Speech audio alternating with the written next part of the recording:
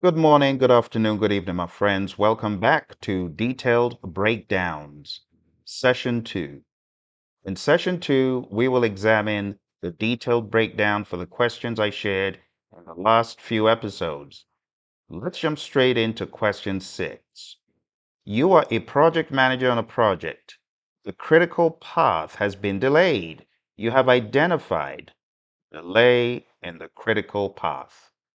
What should you do next? What you could do next is, first of all, re-evaluate the project schedule for fast tracking or crashing opportunities.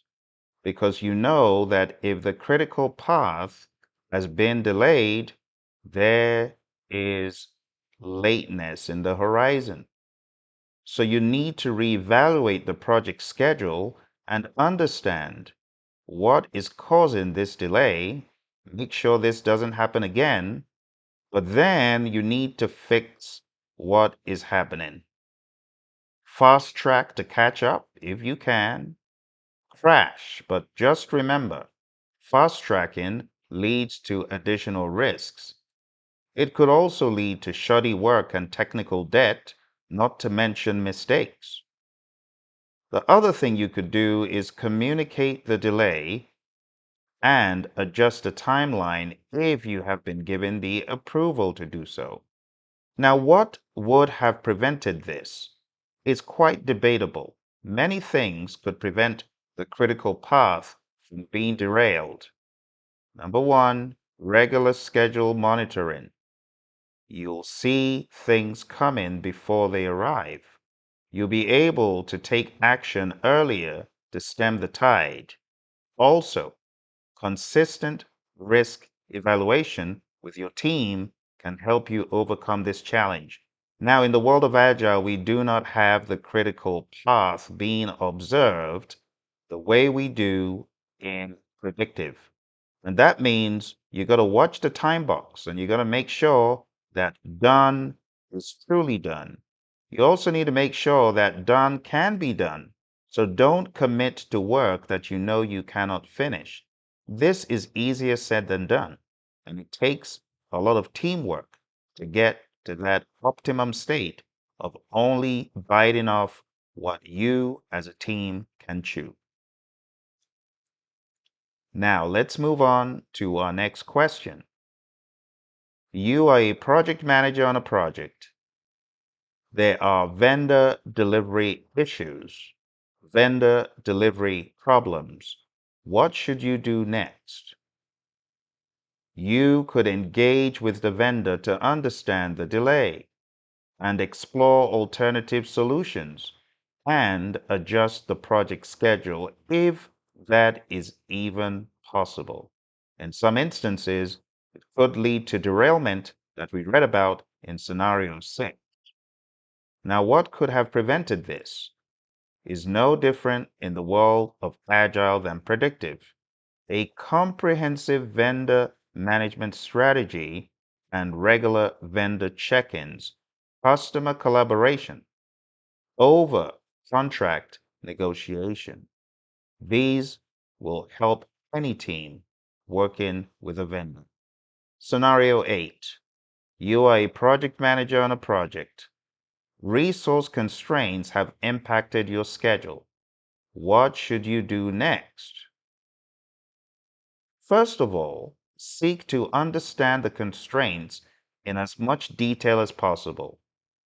You do recall there is a blanket strategy for any of the scenarios that you face on the PMP exam. Let's go through it one more time. Number one, always define the problem.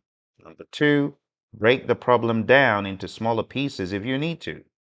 Number three, gather data. This will help you to better understand the root cause. When you understand the root cause, you can generate alternative solutions, choose the best solution, implement the solution, and make sure it worked. On top of that, there are other things you should do, like reading carefully and identifying the core issues, as I said, determining the phase you're in, You're kicked out of the airplane at 40,000 feet with a parachute. Where do you land among the 49 processes is a question you should ask yourself. Make sure you understand the tapestry of project management from PMBOK 6 lens first, because that will help you narrow down where you are on a panel of 49 grids.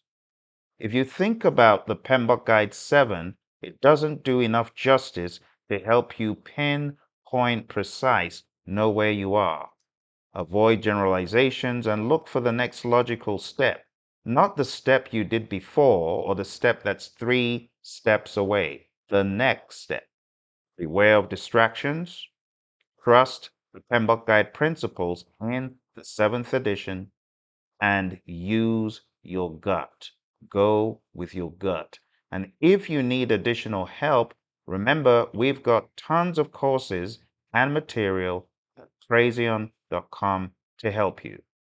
Let's jump into the next scenario now that you've got a base idea of how to tackle the problems in general.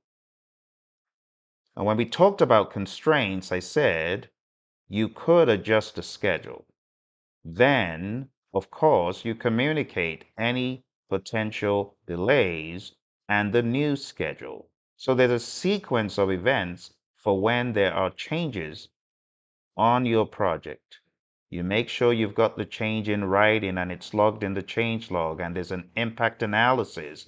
And the impact analysis and your recommendation are then reviewed by a change control board. The change control board then decides whether to approve, reject, put on hold, or pending. The change control board may have additional discussions with the stakeholders. What would have prevented resource constraints impacting the schedule? Well, a detailed resource management plan, and of course, regular resource monitoring. One of the things that will prevent most problems is a regular, honest, intentional monitoring of that area. Let's move on to number 9. You are a project manager on a project and there has been a communication breakdown with stakeholders. What should you do next? Well, the great Stephen Covey said, seek first to understand and then to be understood.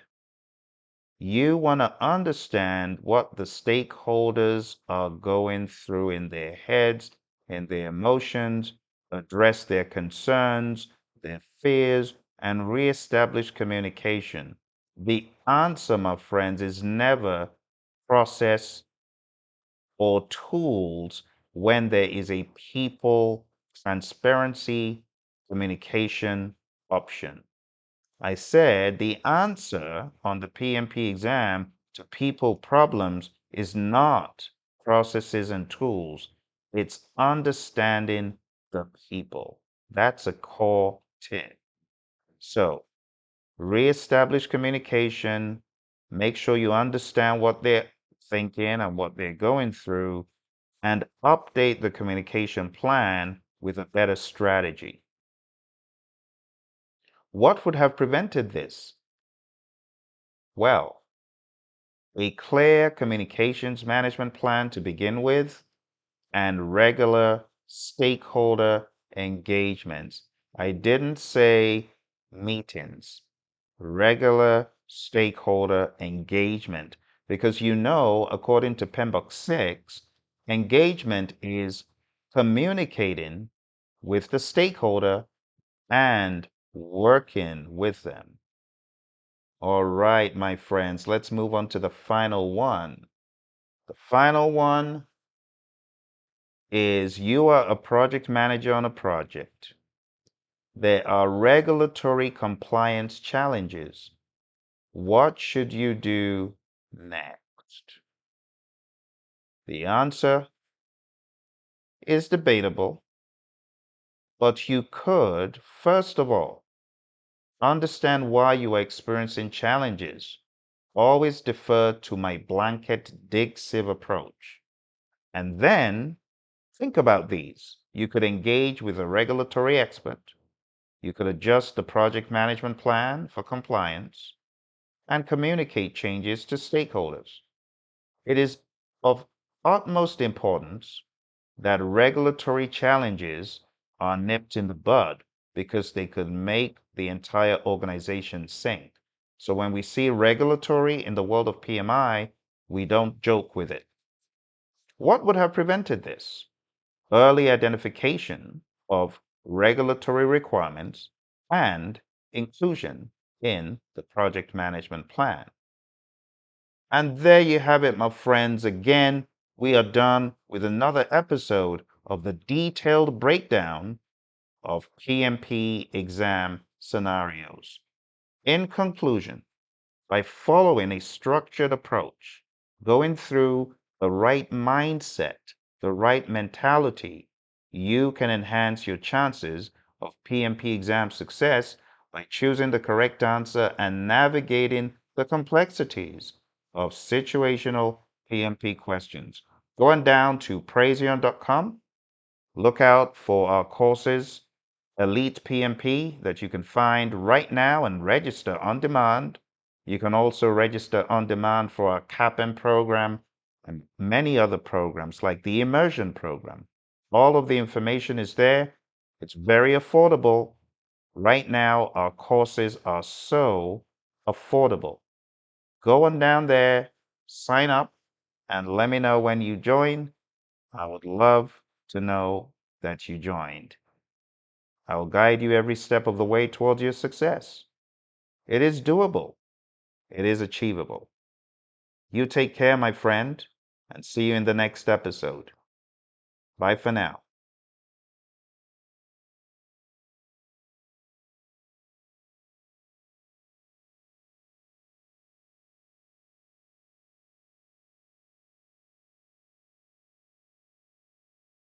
See you later.